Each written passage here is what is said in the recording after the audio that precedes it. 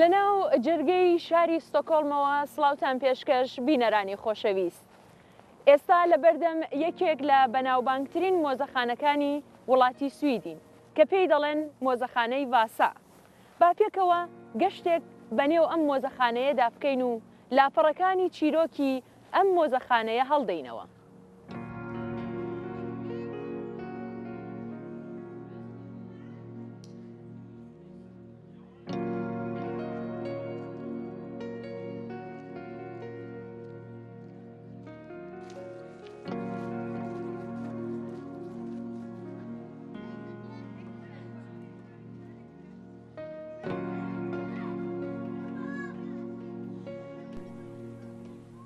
بیست و چوار ساڵ بەر لە ئێستا واتە لە 15 یوونی ساڵی 1990 مۆزەخانەی ڤاسا دەکرێتەوە. ئەم مۆزەخانەیە تایبەت بۆ کەشتی ڤاسا دروست کراوە، هەر بۆیە لە شێوەی ئەو کەشتیە شەڕکەرە پاشایەتیەی سویدەکە ئێستا تەمەنی 400 ساڵە و پاش 333 ساڵ تێپەڕین بەسەر نقمبوونیدا لەژێر ئاوەکان دۆزراوتەوە. لەم مۆزەخانەیەدا کەشتی ڤاسا وەک خۆی و بەو کەرەستانەی کە لەو سەردەمەدا تێیدا بوون دانراوە. ئەم کەشتیە ئەمڕۆکە بۆتە یەکێک لە ئاسەوارە مێژوویەکانی وڵاتی سوید و ساڵانە زیاتر لە 1 ملیۆن کەس چ لە سوید و چ لە وڵاتانی دەرەوە سەردانی دەکەن. Välkomna hit till Vasamuseet. Det ni ser här framför er, det är ett skepp som idag är nästan 400 år gammal. بەخێر بێن بۆ مۆزەخانەی ڤاسا. ئەوەی کە لە ڕوبەڕووتان دەیبینن کەشتیە شەڕکەرەکەی ڤاسایە کە ئێستا نزیکەی 400 ساڵ تەمەنیەتی. پێم خۆشە سەرەتا باسی ئەوە بکەم وشەی ڤاسا لەکوێوە هاتووە. دەبێ بڵێم کە ئەوە لە وشەیەکی زۆر کۆنی سویدیەوە بە ناوی ڤاسن هاتووە. ڤاسنیش لە سەدەی 16دا ئەو کاتەی کەشتیەکە دروست دەکرا بە چەپکێک دانەوێڵەیان دەگوت. پایزان کاتێک کە دروێنەیان دەکرد چەپکێک دانەوێڵەیان بە پەتێک دەبەست و زستانان بۆ چۆلەکەکانیان هەڵدەواسی. ئەو چەپکە دانەوێڵەیەش لەو سەردەمەدا سمبولی دەوڵەمەندی بوو، هەروەها ڤاسا سمبولی بنەماڵەی پاشاش بووە. ئەم کەشتیەش لەبەرەوەی کە لەسەر داواکاری و بڕیاری پاشا دروستکرا ناوی ڤاسای لەسەردانراوە. پاشەوەی کە ئەم کەشتیە لە بناوەکان دۆزرایەوە و دەرهێنرا، سەرەتا لە مۆزەیەکی تایبەتی بە ناوی ڤاسا ڤەرڤێت کە مۆزەیەکی کاتی بووە. بۆ ماوەی 17 ساڵ ئەم کەشتیەی لێدانراوە و لەوێ گیراوەیەکی تایبەتیان لە کەشتیەکە پژاندووە بۆ ئەوەی تەختەکان وشک نەبنەوە و بشکێن. ئاخر دەبێەوە بڵێم کە ڤاسا لە داری بەڕوو دروست کراوە. پاشان لە ساڵی 1990 ڤاسایان گواستەوە بۆ ئەم شوێنە کە ئەمڕۆ لێیەتی، واتە مۆزەخانەی ڤاسا. ئێرە باشترین و دوایینترین شوێنی ڤاسایە و لێرە دەبێ بمێنێتەوە، هەر لێرەشە بێ بحەسێتەوە.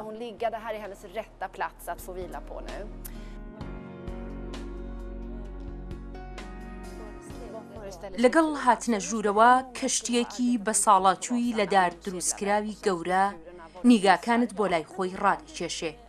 کاتێک زیاتر لی نزیک دەبیەوە دەبینی کە نیشانەکانی کەشتیەکی شەڕکەری سەردەمانێکی زۆر ڕابردووی تێدا بەدی دەکەی کە دەتگەڕێنێتەوە بۆ نێو چیرۆکە مێژوویەکان. چواردەوری کەشتیەکە بە تۆپ داگیراوە و کۆمەڵێک گوریس لەسەرەوەی کەشتیەکە کە شوێنی چارۆکەی کەشتیەکەن هەڵواسراون. پەیکەری شێرێک جەمسەرێکی کەشتیەکەی داگرتووە و دەور تا دەوری کەشتیەکەش بە کۆمەڵێک پەیکەری مرۆڤ و گیاندەبەران ڕازێنراوەتەوە. هەر گۆشەیەکی مۆزەخانەکە بە شێوەیەک لە شێوەکان چیرۆکی ڤاسا دەجێڕێتەوە. لە بەشێکی ئەو کەرەستانە دانراون کە گزارش لە 400 ساڵ بەر لە ئێستا و شێوەی ژیان و بەڕێوەبردننی خەڵکەکەی دەکەن کە چ شێوە جل و بەرگ و چ کەرەستە گەلێکیان بۆ بەڕێوەبردننی ژیانیان بەکارهێناوە. لە بەشێکی دیکەشدا ئێسک و پرووسک و سکلێتی مرۆڤە دۆزراوەکانی ناو کەشتیەکە لە شوێنی تایبەتی دانراون. لەلایەکی دیکەشەوە شێوەی دروستکردنی ڤاسا و نقمبوون و دۆزینەوە و دەرهێنانی هەم لە ڕێگای مۆدێل و هەم لە ڕێگای وێنەوە نیشان دراوە.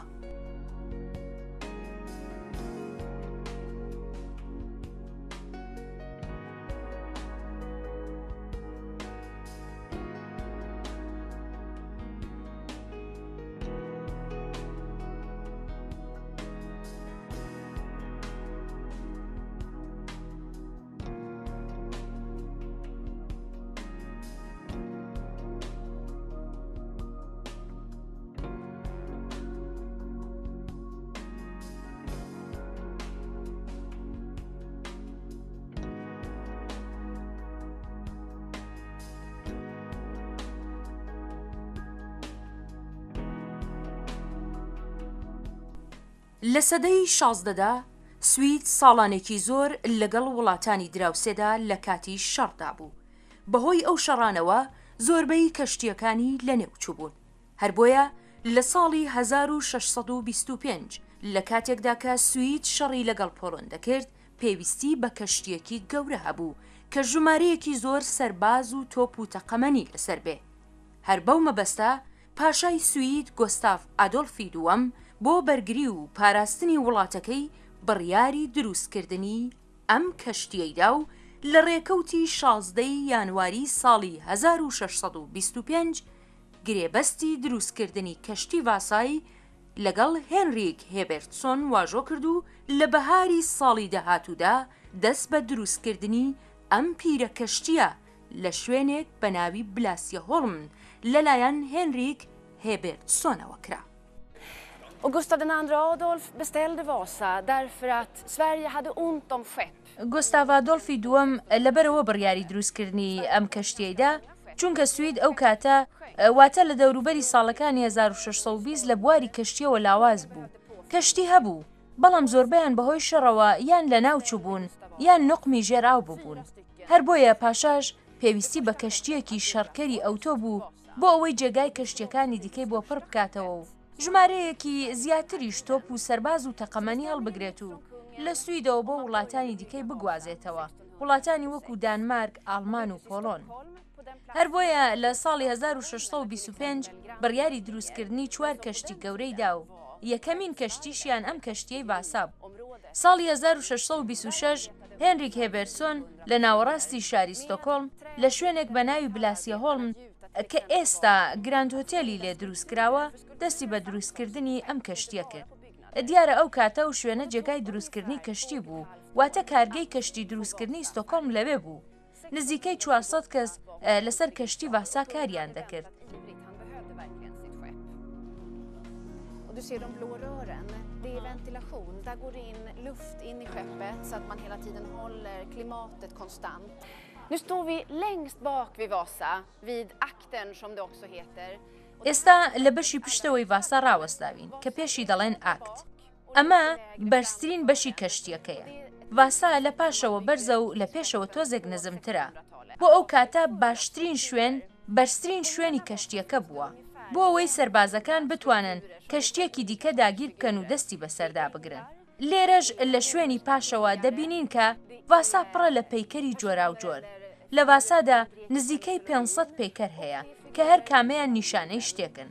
لە نێو ئەمانەدا مەلایکەت و شەڕکەرەکانی ڕۆم هەیە، هەروەها پەیکەری تێدایە کە نیشانەی جۆرا و جۆرن لە مێتۆلۆژی یۆنانی کۆندا.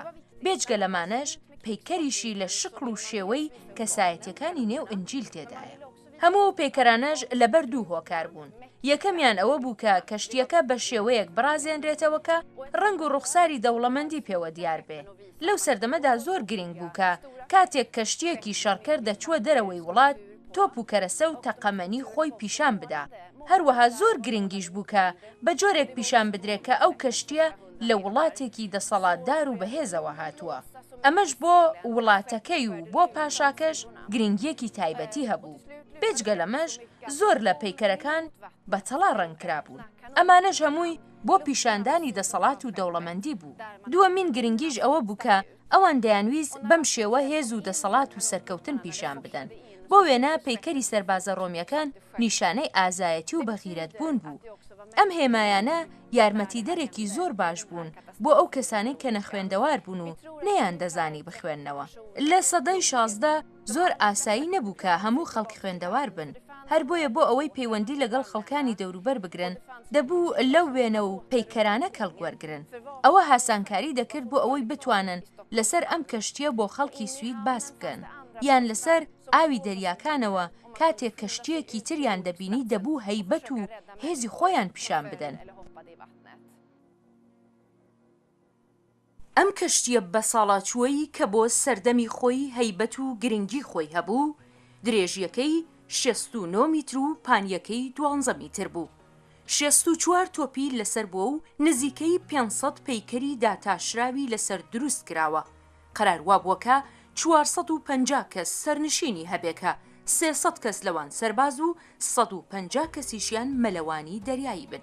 گرنگی ئەم کەشتیە لەوەدا بووە کە ژمارەیەکی زۆر تۆپ و سەرباز و تەقەمەنی هەڵدەگرت. Här inne ser vi en modell av Vasa som visar hur vi tror att skeppet såg ut. لێرەدا مۆدێلێک لە ڤاسا دەبینن کە لە ساڵی 1628 بەم شێوە دروست کراوە کە پێمان وایە شێوازی ڤاسا بەم جۆرە بووە لەو کاتەدا.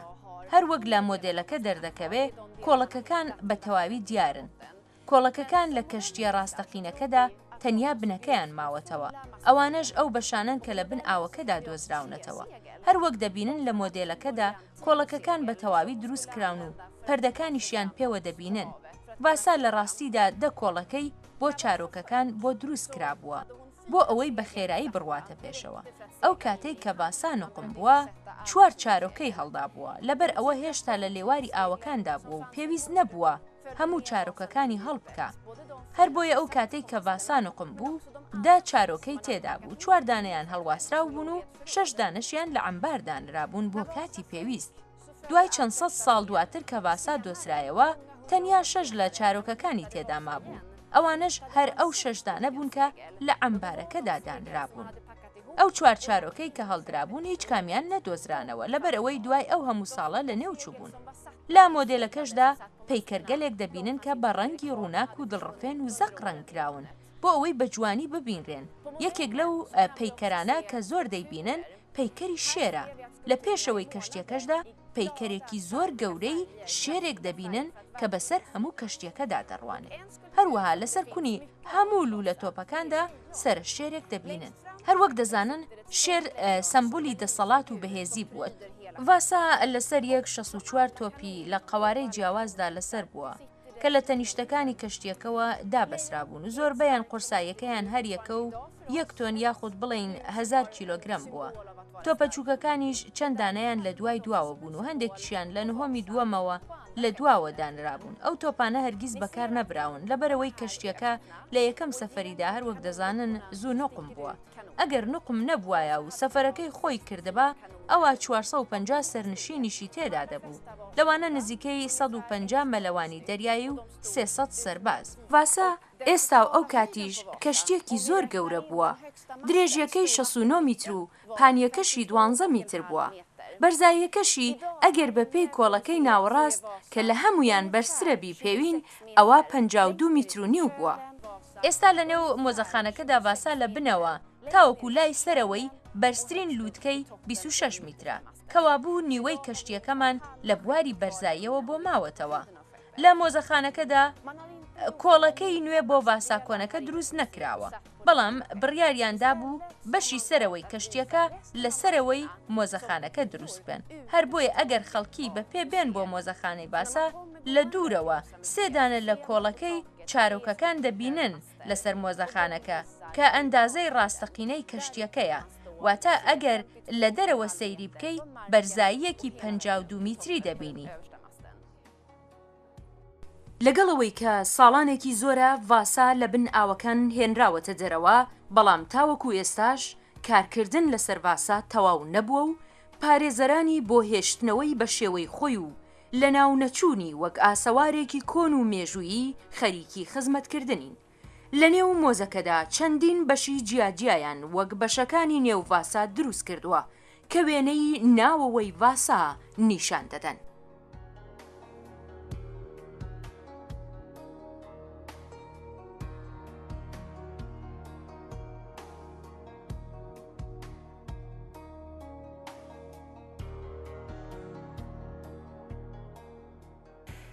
Man kan inte gå in på skeppet Vasa om man kommer och besöker museet. Vasa är gammal, hon är nästan 400 år gammal. ئەوانەی کە دێن بۆ سەردانی مۆزەخانەی ڤاسا ناتوانن بڕۆنە ناو کەشتیە ڕاستەقینەکەوە لەبەرەوەی نزیکەی 400 ساڵ کۆنە و دوای ئەو هەموو ساڵەکە لە بن ئاودا بووە زۆر لاواز بووە و بەرگە ناگرێ. بەڵام لە کاتی دروستکردنی مۆزەخانەی ڤاسادا بیریان لەوەش کردوتەوە کە خەڵکی بتوانن نێوەوەی ڤاساش ببینن. دروستکرا و کۆپیکراوی بەشێک لە ڤاسا بە شێوە ڕاستەقینەکەی لە نێو مۆزەخانەکەدا دروستکراوەتەوە. ئەمە یەکێک لەو بەشانەیە کە سەکۆی باتری پێدەڵێن. ئێستا من لە بەشی سەرەوەی سەکۆی باتری یەکەمدا. لێرەدا تۆپەکان دەبینن کە بەڕاستی بۆ کەشتی ڤاسا شی هەرە گرنگ بوون، چونکە ڤاسا کەشتێکی شەڕکەر بووە. ئەو تۆپەی کە من لە تەنیشتیەوە ڕاوەستاوم یەکێک لە مۆدێلە گەورەکانە کە لەسەر ڤاسا دابەسراوە. ئەمەیان پێی دەڵێن 24 پۆندی. لەبەر ئەوە گول لە تۆپەکانی ئەم تۆپە 24 پۆند قورس بوون. ئەگەر بەراوردی بە کیلۆ بکەین دەبێ بە نزیکەی 12 کیلۆ. لەسەر باسا 48 دانە تۆپی لەم قەوارە دابەسرا بوون. تۆپەکان لەسەر 2 سەکۆ لە 2 نهۆمدا دامەزرا بوون. ئەم سەکۆیانە تەنیا تایبەت نەبوون بە شوێنی تۆپەکان، بەڵکو شوێنی سەرنشینەکانی کەشتیەکەش بوون. واتە مەلەوانەکان و سەربازەکانیش دەبوو لە نێوان هەردوو تۆپدا کە بەرینایەکەی لەوانەیە 1.5 میتر بوو بێ 7 کەس جا چ مەلەوان یان سەرباز ژیابان. واتە شوێنی خواردن و خەو هەموو شتێکیان نێوان ئەو دوو تۆپە بووە. تەنانەت هەر بە 7 کەس دەبوو لە یەک قاپتا خواردن بخۆن. زۆرتر خواردنەکانیشیان دەبوو لەو جۆرە باکە کە ڕووی نەهێنابا و نەگەنی بە، وەکو لوبیای وشک، گۆشتی سوێر و وشکراو یان ماسی خوێلێدرا و وشکراو. لەبەرەوەی بۆ ماوەیەکی زۆر خواردنەکەیان بۆ مابایەوە. لەو سەردەمەدا خواردنەکانیان لە هۆمەی داریندا لە عەمبارەکانی خوارەوەی کەشتیەکە ڕادەگرت کە هەم دەپارێزرا و هەم زیاتر خۆی ڕادەگرت. دەمەوێ باسی شتێکی تر بکەم کە زۆر تایبەت بوو بەو کەشتیە، ئەویش نەخۆشی. لەو سەردەمەدا نەخۆشی جۆرا و جۆر لە هەموو کۆمەلگاکاندا بڵاو بووبەوە. لەسەر کەشتیەکانیش بارودۆخەکە لەوە خراپتر بوو، لەبەرەوەی خەڵکەکە هەموو زۆر لە یەکەوە نزیک بوون. ئەمە ژوای دەکرد کە لە یەکی بگرنەوە. هەر بۆیە لە زۆر کەشتی وەک باسادا خەڵکانێکی زۆر تووشی نەخۆشیە بوون. بۆشمان ڕوون بۆتەوە کە خەڵکێکی زۆر بە نەخۆشی گیانی خۆیان لەدەستاوە. لە نێو کەشتیەکەدا دکتور هەبووە کە ئەو کاتە ناویان لێناوە بەربەرە یان بە جۆرێکی دیکەش بڵین سەرتاش، کە ئەو دەورانە لە دا و دەرمانی شیزانیوە، بەڵام زۆر بەکەمی توانیویەتی مەلەوان یان سەربازێک چارەسەر بکە. لە هەمووشی خراپترە و جۆرە نەخۆشیانە بوون کە وەک درم بڵاو بوونەوە، خەڵکی تریشیان توش دەکرد. لەبەرەوە زۆر زەحمەت بووە بۆ تەنیا یەک دکتۆر کە بە زیاتر لە 400 کەس ڕابگات.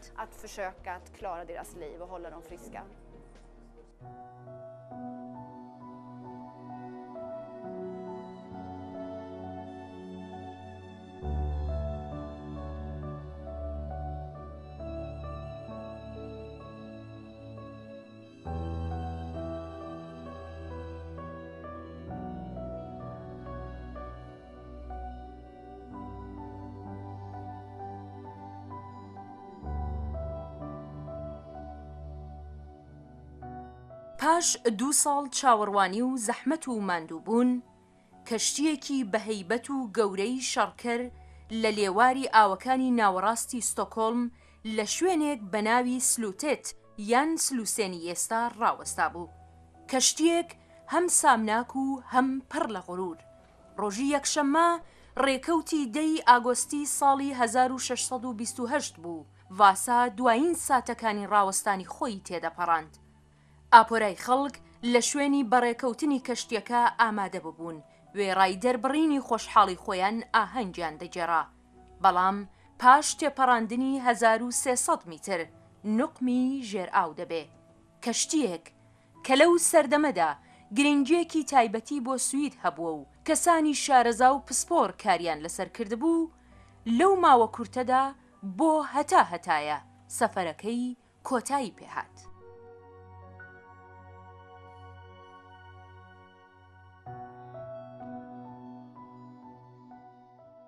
Och det som hände den där dagen 1628 لە دەی مانگی ئاگۆستی ساڵی 1628 کە ڤاسا هێشتا لە ستۆکۆڵم بوو بۆ ئەوەی یەکەم سەفەری خۆی دەست پێ بکە، ڕۆژی یەکشەممە بوو، واتە ڕۆژی پشوو بوو.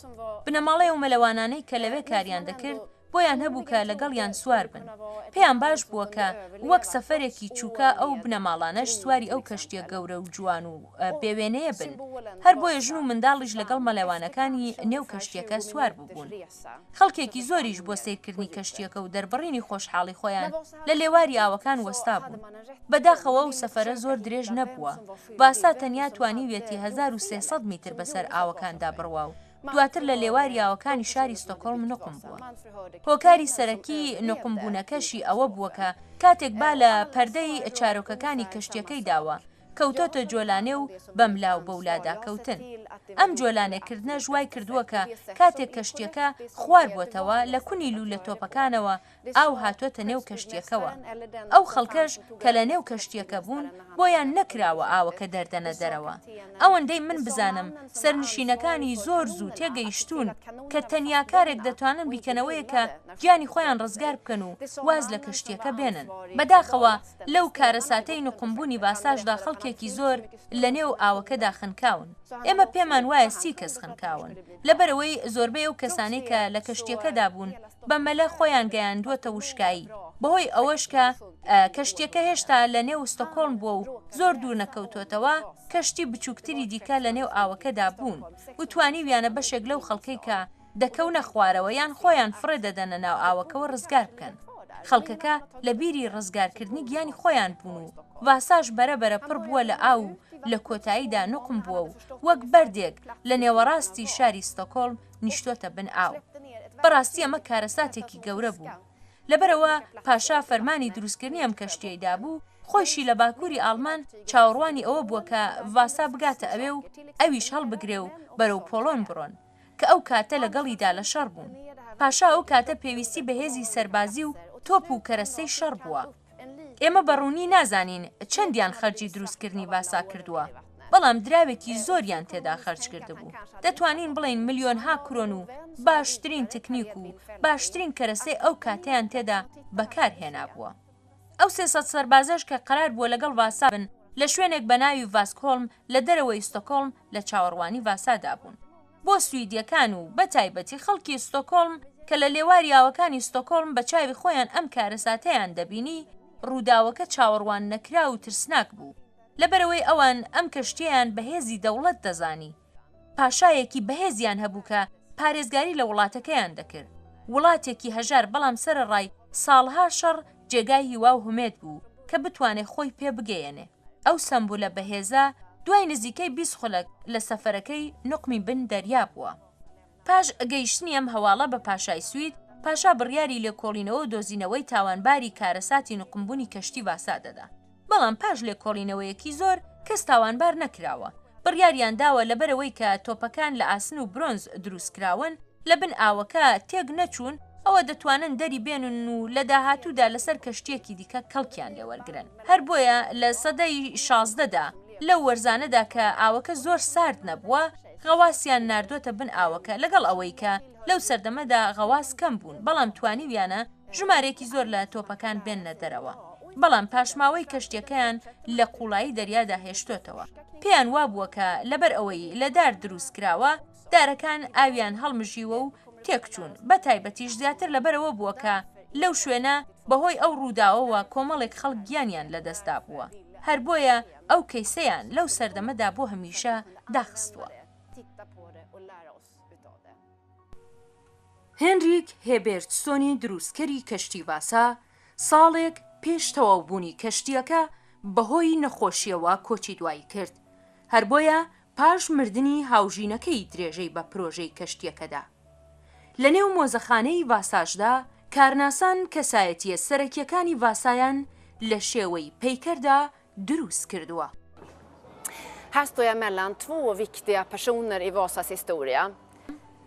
ئێستا من لە نێوان دوو کەسایەتی گرنگی مۆزەی ڤاسادا ڕاوەستاوم.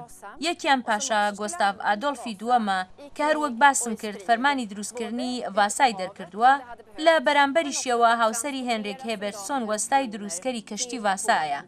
دیارە پێم خۆشەوە بڵێم کە هێنریک هێبێرتسۆن خەڵکی هۆلەند بووە و پیاوێکی زۆر شارەزا و دەستڕەنگینی بواری کەشتی سازی بووە.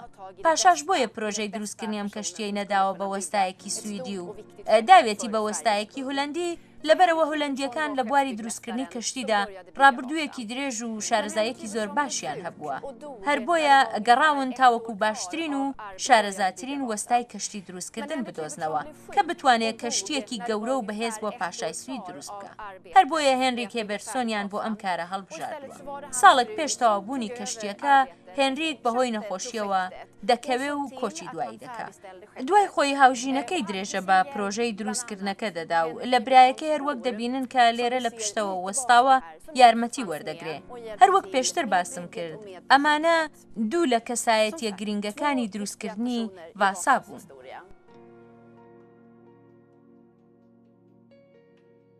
پاش 333 ساڵ تێپەڕین بەسەر کارەساتی نقمبوونی ڤاسادا، لێکۆڵەرانی بواری کەشتیوانی و ئاسەوارە کۆنەکان جارێکی دیکە گەڕانەوە و ئاوڕیان لە ڕابردووی کەشتی ڤاسادایەوە و هەوڵی دۆزینەوەی ڤاسا و گێڕانەوەی ئەم چیرۆکە ڕاستەقینەیان بە شێوەی زیندوو بۆ سەردەمی ئێستادا.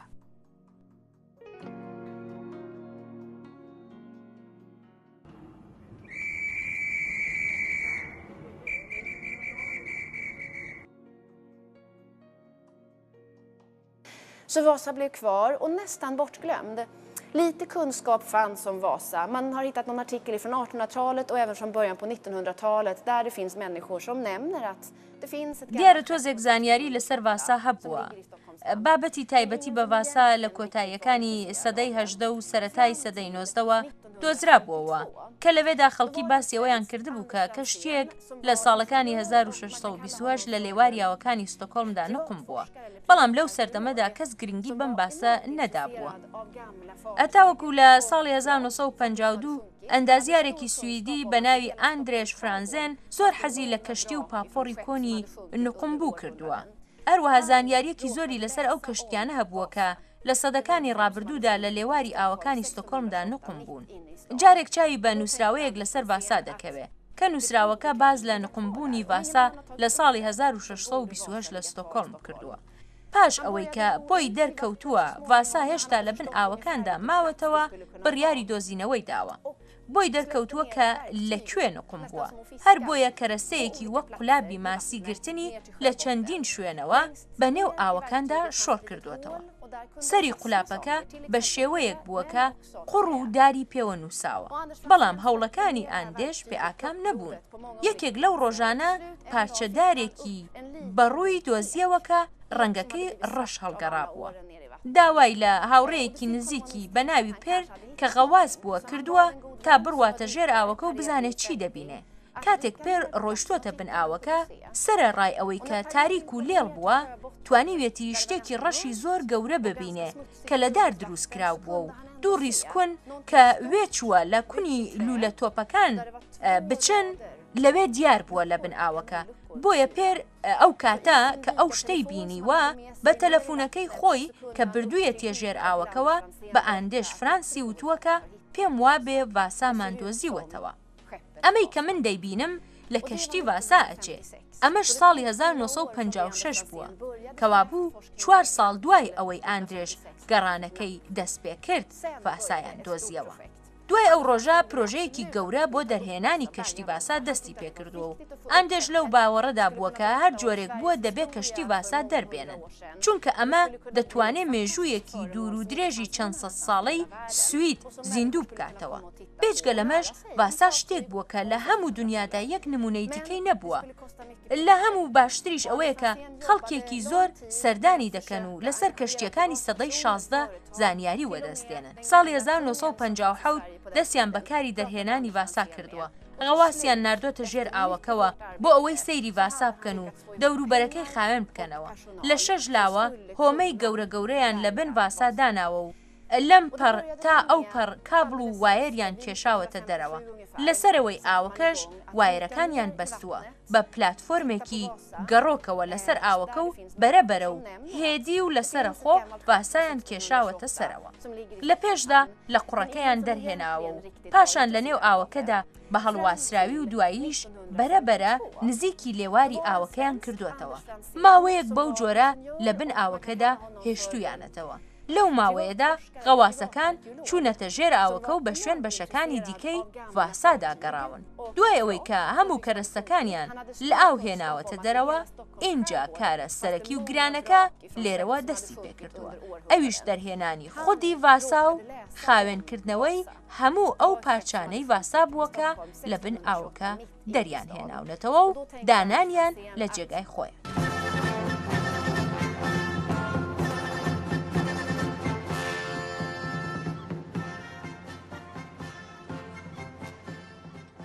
پاش دۆزینەوەی یەکەمین پارچەکانی ڤاسا لە ساڵی 1956 لە قوڵایی 32 میتری ئاوەکانی شاری ستۆکۆلم لە شوێنێک بە ناوی بەکهۆڵمن دوجار پاش هەوڵ و هیممەتێکی زۆر کاتژمێر 9 خولەکی سەر لە بەیانی ساڵی 1961 ڤاسا جارێکی دیکە چاوی بەڕووناکی کەوتەوە.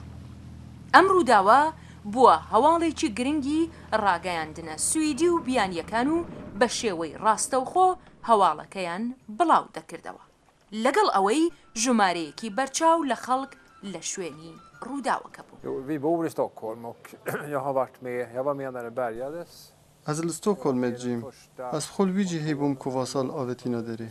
Wî cihê berîn ku textikêt vasayê çareserkirin û madeyên taybetên darî lê dan.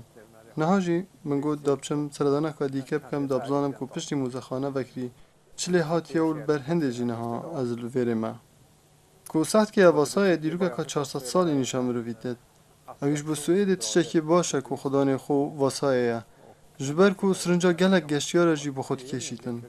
Vasa bo min tiştekî taybet e. Çunku li destpêka derhînana vasayê li avê û heta ku mûzexaneka taybet bû danayî ez li wêrê bûm. Andiş Fransînê ew kesê ku vasa dîtî min nêzik dîtiye. Wî demê vasa li avêtîna derê ez diçûma qutabxanê belê ez bêjim min wê rojê pişû wergirt bû. Diyara vasa û dîtina wê çendê tîna ku ez pişûyê wergirim. û hemû qunaxa derînan û karkirinê li ser vasayê min dîtîne. Wî demê jî wekî niha her kesî bû hebû bۆ dîtina vasayê. Diyara wî demî wekî niha nebû. Wî demî bes çarçovê vasayê diyar bûn. Ol wî demî heta niha gelek tişt bi ser hatine gorîn. بۆ منیش لایەنە مێژوویەکەی زۆر گرنگە بۆی بزانم لە سەدەی 16 لە سوید چی بووە چی ڕووی داوە.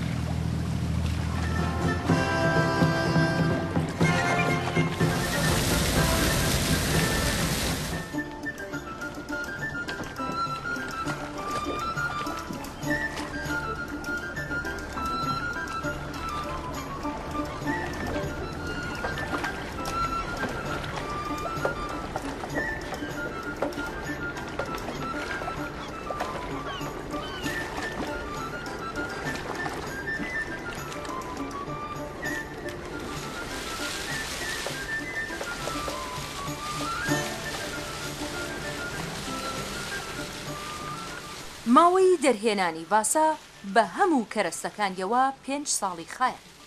پاش دەرهێنانی ڤاسا دوای 333 ساڵ لە قوڵایی دەریاکاندا لە هەوڵی ئەوەدا بوون کە ڤاسا بپارێزن و وەک یەکێک لە ئاسەوارە مێژوویە گرنگەکان بایەخی پێ بدەن. سەرەتا هەموو بەشەکانی ڤاسا بە ئاو شۆردرانەوە. پاشان کارزانان بە شوێن ڕێگایەکدا دەگەڕان بۆ پاراستنی. مادەیەکی پارێزگاری کردنیان بۆ دەستنیشان کرد بە ناوی پۆلی ئێلتین گلیکۆڵ. ئەو مادەیە مادەیەکی مۆم ئاسایە و لە نێو ئاو دەتوێتەوە. بە ئارامی دزە دەکاتە نێو دارەوە و جێگەی ئاوی ناو دارەکە دەگرێتەوە. ئەم مادەیە بۆ ماوەیەکی زۆر بە مەبەستی پاراستنی کەشتیەکە لێیان دەپرژاند. لە نێو کەشتیەکەدا زۆر کەلوپەلی دارین دۆزرانەوە. هەرکام بەجیا دەشۆران و وەک خۆیان دەپارێزران. جگە لەوەش ژمارەیەکی زۆر پەیکەر هەبوون کە هەرکام لەمانە بەجیا جیاکاری پاراستنیان بۆ دەکرا و لە شوێنی سەرەکی خۆیان لە نێو کەشتیەکە دادەنرانەوە کە ئەم کارە وەک تەواوکردنی پازلێکی زۆر سەخت بوو. لەسەر ئەو پەیکەرانەی کە دۆزراونەتەوە شوێنەواری ئاڵتونی دیار بوو، بەڵام تەنیا پارچەیەکی ئاڵتونی کە لە نێو پاپۆرەکە دۆزراوەتەوە گوستیلەیەکی ئاڵتونیە. پاش ئەو ماوە زۆرە گۆرەوی، کەوش، دەستەوانە و هەندێک قاپ و کەوچک کە لە دار دروستکراون و هەندێک قاپ و دەوری تایبەتی کە لە سرامیک بوون دۆزرانەوە کە چاودێران ئاماژەیان بەوە کردووە ئەو کەرستانەی لە سرامیک دروستکراون لەوانەیە کە بەڕێوەبەرانی سەرەکی کەشتیەکە کاڵکیان لێوەرگرتە بن. ئێسک و پرووسک و سکلێتی 16 کەس لە نێو کەشتیەکە دۆزرایەوە و خاوێن کرایەوە و ئێستا لە مۆزەکەدا لە شوێنێکی تایبەتی دانراون و ئەو لێکۆڵێرەوەی کە تاقیکاری بۆ کردوون بۆ ئەوەی ئاسانکاری بۆ کارەکەی بکات خۆی ناوی لەسەر دیاری کردوون کە لە نێو ئەو سکلێتانەدا شنیش هەیە.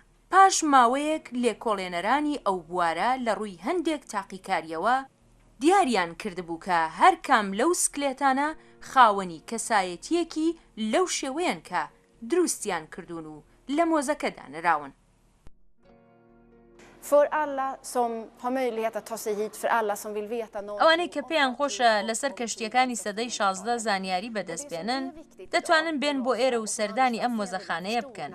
ئەوەی کە زۆر گرینگە و ئاندش فرانسێن لی تێگەیشت بوو ئەوەیە کە ڤاسا مێژووی ئەو سەردەمەیە و هەمومان بە جۆرێک پەیوەندیدارین بەو مێژووەوە.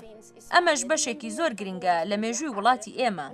مێژووی بەشێک لە خەڵکی کە بەم کەشتیە سەفەرێکی کورتیان کردووە. ئەمەش بە شێوەیەک پەیوەندیەک لە نێوان ئێمەی ئێستا و ئەو خەڵکەی کە لە سەدەی 16دا ژیاون دروست دەکات. ئێستا زۆر شتمان بۆ ڕوون بۆتەوە و لە داهاتووشدا زیاترمان بۆ دەردەکەوێت.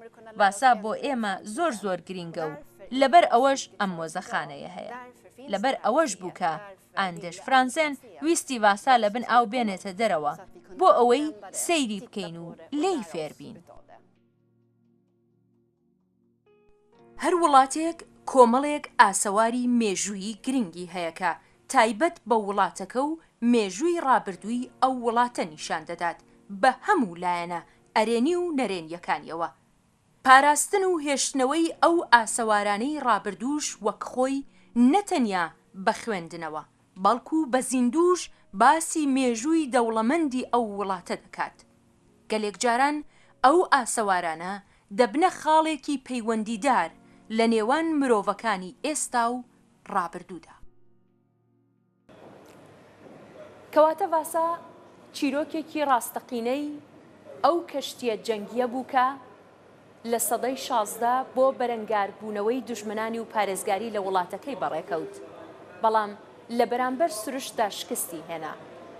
لە پاش زیاتر لە 300 ساڵ مانەوە لە تاریکی دەریاکاندا گەڕایەوە و ئەمڕۆکە بۆتە ڕەمزێکی نیشتیمانی نەمر.